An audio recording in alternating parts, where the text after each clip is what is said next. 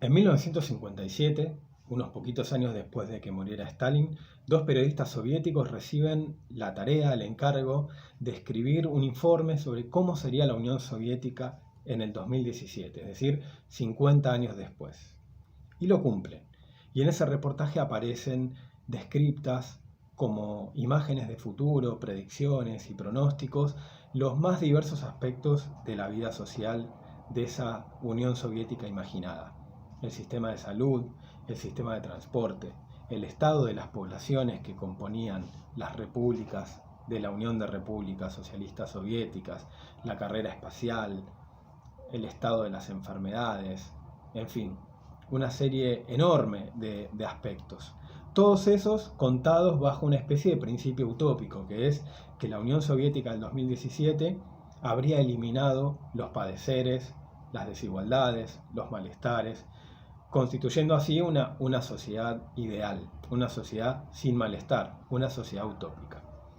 En 1957, en el mismo año que ese reportaje es encargado, en Polonia nace Jacek Hugo Bader, que tiempo después sería periodista y que en algún momento se encontró con ese reportaje de 1957, con esa Unión Soviética imaginada, y se preguntó qué habría sido de esos territorios que eran narrados en ese reportaje, qué estaría pasando en esos lugares donde habían sido imaginadas esas situaciones y esos aspectos. Entonces se compró un auto bastante malo y decidió recorrer la Unión Soviética, la ex Unión Soviética, de punta a punta, desde el límite europeo hasta Vladivostok, en la estepa siberiana. Este libro, El delirio blanco, sintetiza ese viaje de Bader a la Rusia actual. Y me parece un libro impresionante, por distintos motivos. El primero es que cuenta un montón de historias sobre gente y personajes y situaciones que a nosotros nos resulta, creo yo, bastante difícil imaginar. Es un libro que te obliga a buscar todo el tiempo las ciudades que menciona, porque salvo las grandes, las demás son pequeñas o muy desconocidas, o están en lugares o en repúblicas que yo ni siquiera sabía que existían. Entonces es una especie de viaje genial por toda la geografía de la Federación Rusa actual.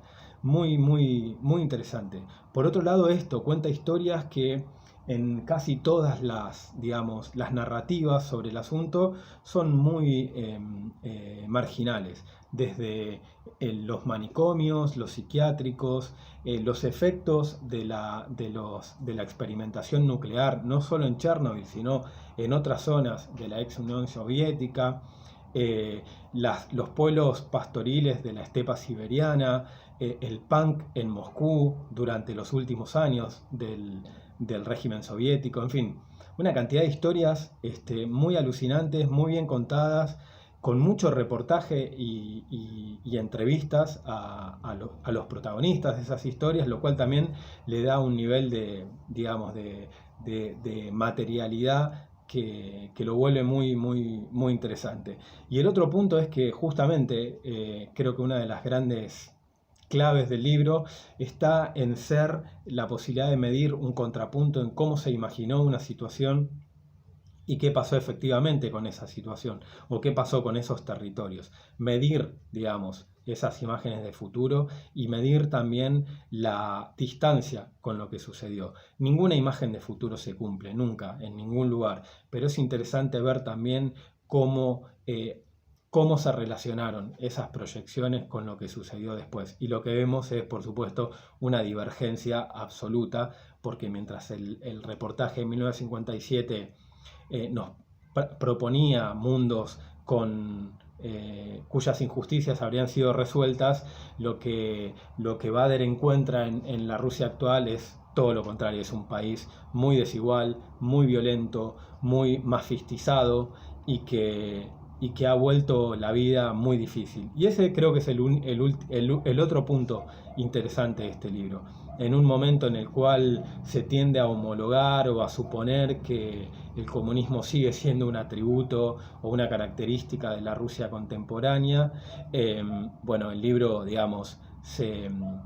se encarga de refutar esos elementos y en cambio mostrar una Rusia muy compleja, con muchos problemas sociales y que también impide ciertas idealizaciones sobre la Rusia contemporánea. Lo súper recomiendo, me parece un libro muy interesante para leer, súper atrapante y que uno sale con la sensación de tener una imagen de Rusia muy diferente a la imagen con la cual entró al libro, que es un poco lo que seguramente le pasó también a Bader desde haber leído el reportaje de 1957 a haberle puesto punto final a su crónica.